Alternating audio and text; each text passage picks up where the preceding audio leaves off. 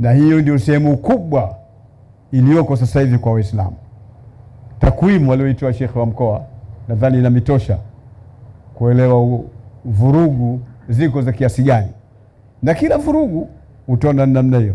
Kuna msikiti mmoja pale ameuzungumza Sheikh wa mkoa, mwingine uko pale Jangwani, yule ni pesa tu watu wanataka, serikali itakupitisha mambo yao mengine na uhusiana na maendeleo ya serikali na jamii. Wamekubaliana kwamba basi msikiti utapewa sehemu nyingine au ufidiwe. Jalla jalalu.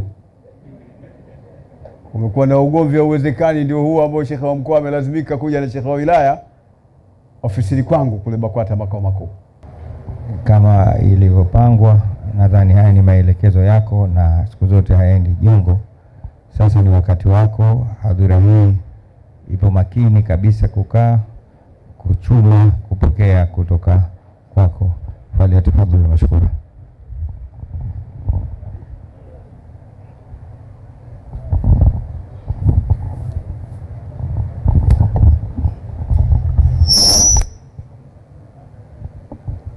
Bismillahir Rahmanir Rahim. Alhamdulillahi alladhi faddala shahra Ramadana ala sairi shuhur. Wassalatu wassalam ala sayyidina Muhammadin ala mamarri duhur wa ala alihi wa sahbihi ila yawmi al-ba'thi wan nushur. Amma ba'd. Mheshimiwa Waziri, Naibu Waziri, Mheshimiwa mwenyekiti wetu wa Tanga na mjumbe wa neki, Mheshimiwa mwenyekiti wetu, Mheshimiwa Sheikh wa mkoa, Mheshimiwa Sheikh Ali na Sheikh Isa Athmani, wajumbe wa Baraza la Ulama, Mheshimiwa katibu wa baraza Nuhu Jabir Mruma, Mheshimiwa mgeni wetu lakini si mgeni kwa sasa, Sheikh Athmani Maalim, Mheshimiwa katibu wa Mufti Sheikh Musa bin Ahmed bin Juma bin Ahmed, Mheshimiwa viongozi wote mliohudhuria wa serikali, wa vyama, mashekhe, walimu, maustadhi, maimamu, bodi ya msikiti huu na Waislamu wote walikwa, kina baba na kina mama. Assalamu alaikum wa rahmatullahi wa barakatuh. Kwanza ni washukuru wenyeji wetu na hasa ni shukuru bodi ya msikiti na uongozi mzima wa msikiti kwa kutualika sisi sote, na mimi ni katika jumla ya hao walioalikwa kuhudhuria katika jambo kubwa hili la ufunguzi wa msikiti wetu. Nadhani itakuwa sio kuzindua, kwa sababu kuzindua ni jambo la mwanzo, kufungua ndio itakuwa sawa. Iftitah sio tadhishin, wala tadhishin bali na kuna iftitah. Leo tuko katika iftitah hapa, ufunguzi wa msikiti, kwa sababu msikiti umekamilika. Unazindua nini? Msikiti shakuwa kamili na umekamilika kwa 100%. Kwa hiyo niwapongeze kwa kazi kubwa walioifanya, na nimpongeze pongezi za kipekee Ustadhi Ismail Suleiman ambaye alikuwa ananikera, na yeye anajua mimi niko msibani, nimefiwa na ndugu yangu, lakini amenikefya mpaka kalazimika jana kusafiri. Nimeingia saa 6 usiku hapa kwa ajili ya kuliwahi jambo hili.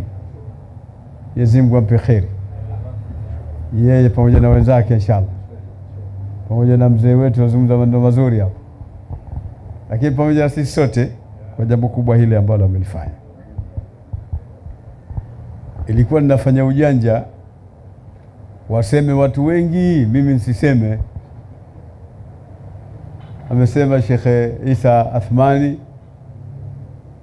kasema Sheikh Athman Maalim, kasema Sheikh wetu wa mkoa wa Dar es Salaam, kasema waziri wetu, naibu waziri wetu, maneno mazuri. Lakini tukafanya kampeni aseme na mwenyekiti wa Tanga na mjumbe wa NEC Sheikh Rajab Abdurrahman, lakini tukaona muda hawishi, muda bado unaonekana mwingi, tukaona na mjumbe wa Baraza la Ulama Sheikh Ali Geruke naye aseme. Ni kazi yangu ndogo, ni kazi ya kufungua, na tuwawasia tu kwamba na ni kujengea juu ya maneno ambayo yamepita kuelezwa na mashekhe waliotangulia, haswa ugonjwa ambao ni daul udhal, ugonjwa usiokuwa na dawa. Sisi tutafutie dawa. Ugonjwa usiokuwa na dawa, sisi tutafutie dawa. Ugonjwa gani? Magomvi ya msikitini. Msikiti ukijengwa ukakamilika, ukawa umepata decoration kama hii na kama sura hii tunayoiona ya msikiti kama huu, alafu ikatokea mawazo na fikra nzuri sana za kuweka vitega uchumi, maana yake ndio tumeanza mwanzo wa kuleta ugomvi katika msikiti. Misikiti yote ambayo imelalamikiwa hapa na kuelezwa na Sheikh wa mkoa, kiangalia yote, nje kuna maduka, nje kuna project ambazo zimewekwa, kuna visima vya maji, watu wanauza maji, nasababisha kupatikana ugomvi mkubwa, na watu ikawa ile lengo lilokusudiwa kujengwa msikiti linapotea.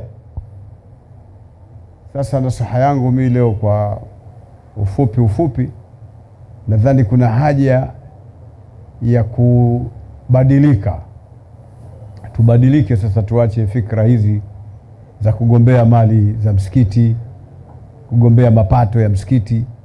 Walioweka ile miradi walikuwa na fikra nzuri ya kutaka kuendesha msikiti usio na taabu, na hayo ni mambo yanakubalika, wala hayana matatizo yote. Msikiti uweze kujiendesha, kulipa umeme, kulipa maji, kulipa walimu, kulipa maimamu, hayo ndio makusudio. Lakini kuangalia vile vile namna ya usafi, tanzifu almasjid, kuweka makapeti mengine yakiwa yale yamechakaa, na kazi kama hizo ndio makusudio ya kuweka ile miradi. Lakini miradi inageuka kuwa ni ugomvi. Pana nini? Kwani pana nini? Mbona kuna ugomvi? Nini maana yake? Na mbona kabla ya miradi ilikuwa watu wanaishi vizuri, wanaswali tu, watu wanajaa misikitini baada ya adhana? Lakini baada ya kuwa kuna miradi, msikiti unageuka kuwa ni msikiti wa ugomvi. Kuna nani? Haya ni mambo ambayo Waislamu yanatia aibu katika Uislamu. Takiwa lazima tuangalie kwamba tukiweka miradi, kusudio la kuwekwa miradi na walioweka, ikiwa ni bodi ya msikiti au matajiri mbalimbali wamejitolea, makusudio yao ni kutaka kuufanya msikiti usiwe na tabu, kwa sababu msikiti una mahitaji yanahitajika katika msikiti. Kuna kulipwa kila kitu, walimu watakiwa kulipwa, maimamu watakiwa kulipwa, kila kitu inahitaji kuwe na mali. Tutapata wapi? Tuweke miradi. Lakini baada ya kuwekwa mradi, inakuwa kama umewekwa uadui tena, umewekwa vitu vya kufanya watu wagombani, na hali ya kuwa moja ya kazi za msikiti ni kusuluhisha watu. Tuangalie wakati wa Mtume Muhammad sallallahu alaihi wasallam, Al-Masjid an-Nabawi al-Sharif ulikuwa ndio kituo kikuu cha Uislamu duniani, lakini ilikuwa ndio chuo kikuu cha kwanza duniani. Chuo kikuu cha kwanza duniani ni msikiti wa Mtume wetu Muhammad. Watu wanafundishwa mambo mbalimbali, wanafundishwa dini, wanafundishwa maisha, wanafundishwa uaskari, wanafundishwa ushujaa, wanafundishwa namna ya kutoa, watu wasiwe mabakhili, wanafundishwa namna ya mambo ya kijamii, lakini mashauri yanapelekwa kwa Mtume sallallahu alaihi wasallam, kisha Mtume anatatua mashauri yale ndani ya msikiti. Kwa msikiti ni kituo kikuu kwa Waislamu, kwa mahala ulipojengwa ule msikiti. Na tunasema wakati wa Mtume ilikuwa ni kituo kikuu sana cha Uislamu cha mwanzo, lakini pia ni chuo kikuu cha kwanza katika dunia, chuo kikuu cha kwanza. Kila itakavyokuwa wewe unataja chuo kikuu, hakuna chuo kikuu kama chuo kikuu cha Mtume Muhammad. Na chuo kikuu cha Mtume Muhammad ilikuwa ni msikiti ule Al-Masjidun Nabawi Sharif kule Madina, Al-Madinatul Munawwara. Kulikuwa na watu wako mle, kazi yao kumtaja Mungu, kazi yao kusoma ilmu, kama wale Ahlus Suffa. Walikuwa na wakuta pale wanaokwenda kuhiji Maka wakifanya ziara kule Madina, kuna sehemu ambayo walikuwa nakaa hao Ahlus Suffa. Watu wakifundishwa mambo yao, wakitatuliwa matatizo yao. Ndio mahala panapotegemea, ndio markaz ar-raisi ambayo inachunga Uislamu, inalinda Uislamu, inaonesha alama ya Uislamu. Alama ya Uislamu ni kuonekana misikiti. Hapa msikiti tumeujenga mzuri, hii ni alama ya Uislamu.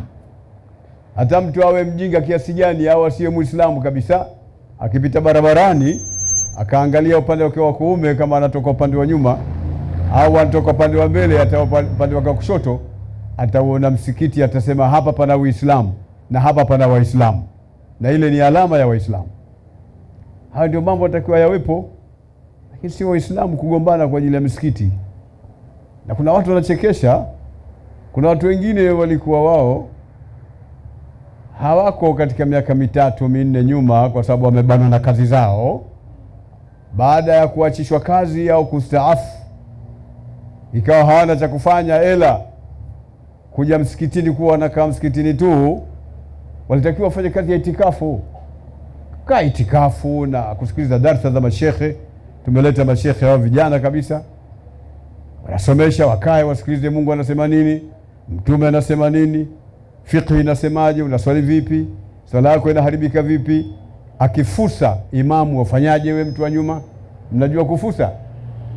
Yaani akitokwa na namna mbaya kidogo mtu, wewe wafanyaje maamuma, na imamu anafanyaje? Mambo ndio kusoma hayo, mashekhe wapo atakusomesheni. Lakini mtu huyo anaanza kuzungumza management. Hapa hakuna management mzee, hakuna kabisa, watu ovyo ovyo tu, kuna management. Kwa hiyo hapa lazima ufanye utaratibu wa kuweka management. Alafu anakuwa mtu wa mwisho kutoka msikitini yeye. Watu wakishamaliza wameswali sunna zao, wamemtaja Mungu, wanaona uende katika ile fantashiru fil ardh, yeye anabaki msikitini na watu 2-3. Hapa hawezekani. Anatengeneza kikundi chake, anawazungusha watu wake, wanaanza kutengeneza fitna ya kufitini bodi ya msikiti, kufitini viongozi wa msikiti, kuharibu mazingira yaliyopo pale. Kimuuliza, basi sisi tulipokuwa kule wakati mimi Daktari Mwimbili ilikuwa sio mambo ya mchezo wewe kukuta ujinga huu. Sasa huko kwenye sindano. Hapa tuna mambo mengine, hapa tuna kitabu Allah wa sunnatu rasuli. Ndio tuliokuwa nao sisi, hata kutuambia mambo ya huko bwana. Yatufaa wapi sisi? Na mimi nilipokuwa wizara ya utalii, nilipokuwa wizara ya dini. Kila mmoja anaelezea ataka kwa ile management ya kula ile msikitini. Huku kuna mambo yake na kuna management zake na kuna utaratibu wake. Kwani katika Uislamu hakuna management? Ipo. Sasa wewe kwa nini utuletee mambo yako ya vidonda kule utuletee hapa? Atafanya fujo mpaka watu watia akili mbaya, afu itatokea kundi kubwa, watu watajikata pande. Msikiti utaanza vurugu. Lazima hapa uchaguzi, lazima hapa hivi, lazima hapa hivi, mpaka fujo inapatikana na vurugu inapatikana, na ule umoja uliokusudiwa kuletwa na msikiti, kuletwa na darsa za mashekhi katika msikiti, ule umoja wote unakuwa umevurugika, na lengo la kuwafanya wamoja watu katika msikiti linakuwa limevurugika. Na hiyo ndio sehemu kubwa iliyoko sasa hivi kwa Waislamu. Takwimu walioitoa shekhi wa mkoa nadhani inamitosha kuelewa vurugu ziko za kiasi gani, na kila vurugu utaona namna hiyo. Kuna msikiti mmoja pale ameuzungumza shekhi wa mkoa, mwingine uko pale Jangwani, ule ni pesa tu, Watu wanataka, serikali itaka kupitisha mambo yao mengine na uhusiana na maendeleo ya serikali na jamii. Wamekubaliana kwamba basi msikiti utapewa sehemu nyingine au ufidiwe. Jalla jalalu. Umekuwa na ugomvi wa uwezekani, ndio huo ambao shekhe wa mkoa amelazimika kuja na shekhe wa wilaya ofisini kwangu kule BAKWATA makao makuu. Na yeye ilikuwa ni kundi la mwisho umeliita, lakini kulikuwa na kundi la kwanza limesema hivi, kundi la pili limesema hivi. Nikamwambia kwani kuna nini? Hamswali? Pale unajua kuna pesa zitaka kutolewa ngaona. Maneno haya. Kwa hiyo Waislamu, hata hizo pesa za msikiti zitakusaidia nini? Sitakuwa ni hela ndogo tu. Hao watu walivyokuwa wengi ndani humo, maimamu nani, hata ukizigawa hizo pesa unapata shilingi ngapi? Mambo kama hayo hakuna, hayafai jamani. Kule Maka na Madina, Khadimul Haramaini Sharifain ndio anajenga msikiti wa Maka na Madina, na ujenzi wake hauishi, kila siku unajengwa. Hata sasa hivi ukienda utakuta msikiti unakarabatiwa. Ni fungu maalum linatolewa, na yale majumba yote kando ya haramu ya Maka na Madina, ile ni mradi aliouweka mfalme.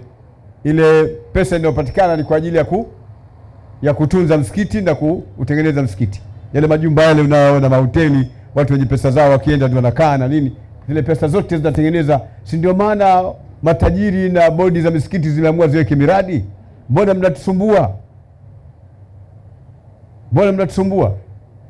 Lakini mimi nimeona jambo lingine shekhe wa mkoa linalosumbua ni kutengeneza msikiti afu tukaweka vidole.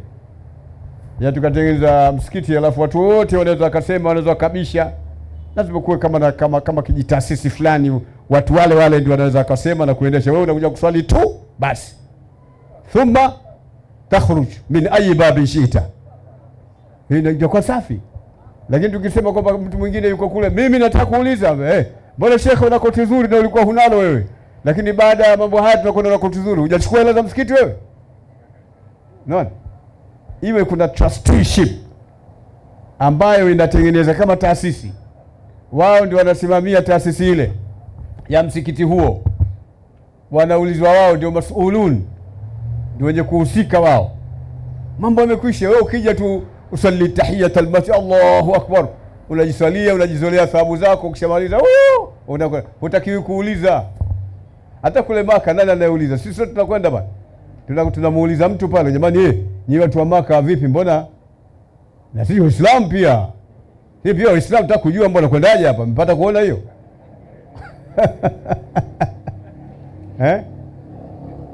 Hawezekani. Kuna mipango yake na kila kitu chake. Mwaka jana katika hija alikuja mshauri wa mfalme wa Morocco kuja kuhiji.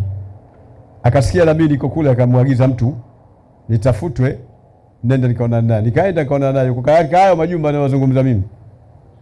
Katika hayo majumba nikaenda nikaona naye, tukateremka kusali asri pamoja. Kwa heshima yake yeye alipewa nafasi kuswali pale anaposalisha imam. Pale anaposalisha imam pale Maka. Sudaisi alikuwa. Basi mimi nikaenda kuona naye, tukaswali pamoja pale. Tukaswali pamoja.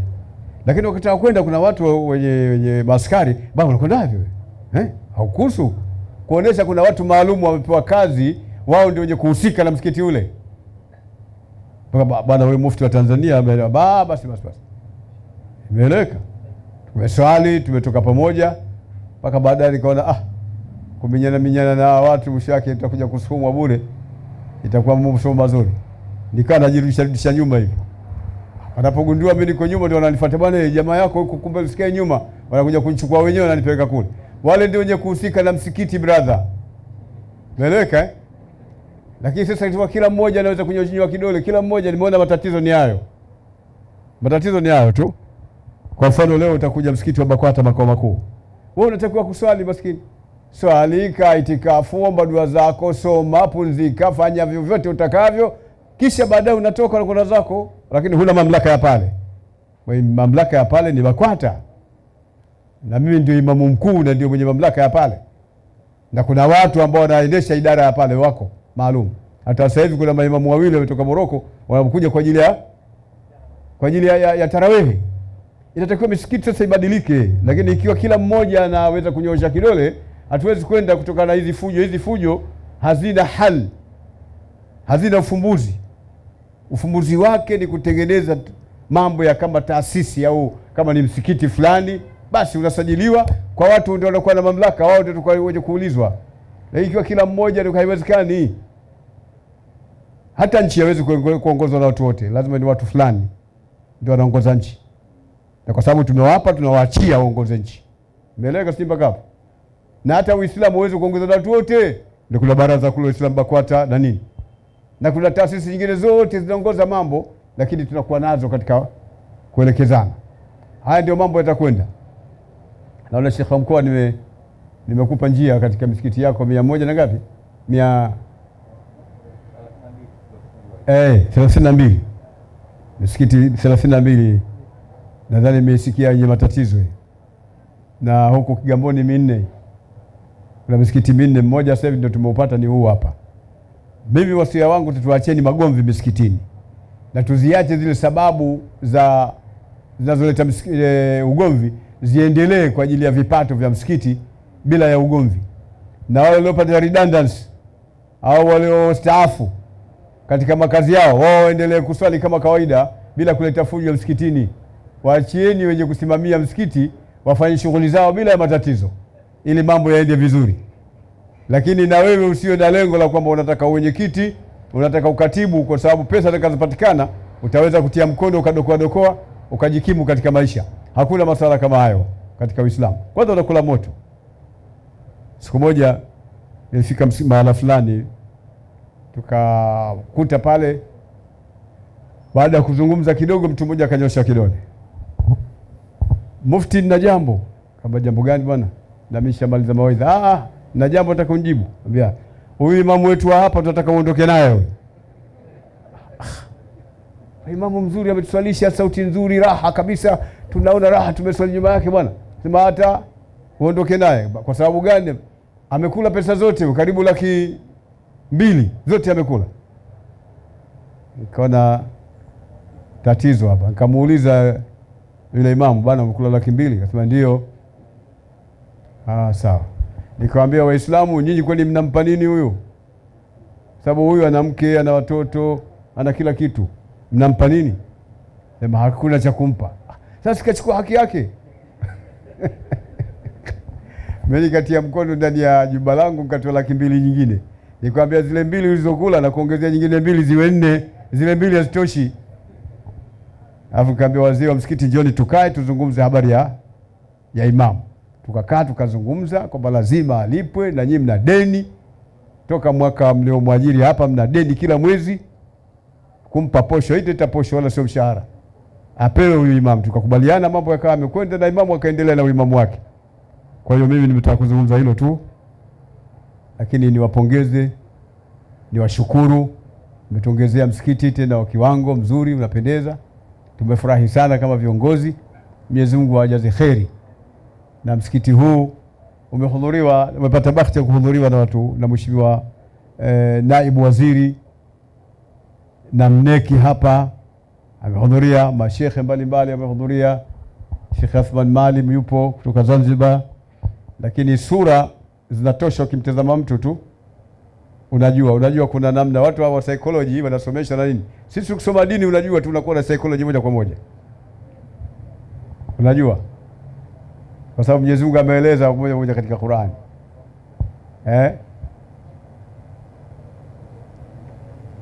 Ameelezea nyuso Mwenyezi Mungu zinazonyiritika kuonesha nyuso nzuri. Sasa unamtazama mtu uso, tunajua huyu mtu mwema. Mtazama mtu uso, tunasema hapa pana kivumbi hapa. Hao ni mambo ambayo Mwenyezi Mungu ametupa. Lakini watu hapa nimeona ni watu wema, watu wa kheri. Endeleeni na habari za hapa. Mwenyezi Mungu atawabariki na Uislamu utakwenda mbele. Na watu wengine ambao tumekuja, tuna misikiti, tuige.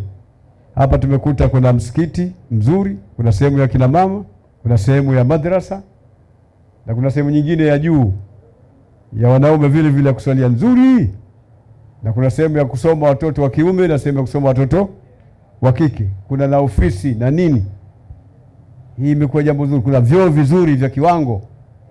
Kwa hiyo tukirudi katika misikiti yetu tujaribu kuikarabati ikae vizuri, ipendeze. Hili ndio jambo ambalo linafaa, ili wageni hata wakija wasitoe makosa. Baada ya kuzungumza haya, kwa sababu wakati umekwenda mbele, namwomba Mwenyezi Mungu ajalie ili jambo liwe jambo la kheri. Naam. Sasa hapa pana ombi la Ijumaa, lakini nilikuwa namuuliza kwanza Sheikh wa wilaya Sheikh Abdallah Hadrami kwamba hakuna misikiti mingine, akasema ipo, inajaa. Akasema inajaa mpaka watu wanaswali nje. Sasa kama kweli inajaa mpaka watu wanaswali nje, na huyu ni Sheikh wangu wa wilaya na anasapotiwa na Sheikh wa mkoa, basi na hapa tunaruhusu pafunguliwe Ijumaa, paswaliwe Ijumaa kwa ajili ya kuwafanya Waislamu wapate swala Ijumaa pamoja na maayadi mbalimbali wataswali hapa inshallah. Baada ya kuzungumza hao, namwomba Mwenyezi Mungu Subhanahu wa Ta'ala ajalie somo zetu kuwa ni somo makbul, na tulipe malipo makubwa ambayo amewaandalia wenye kufunga.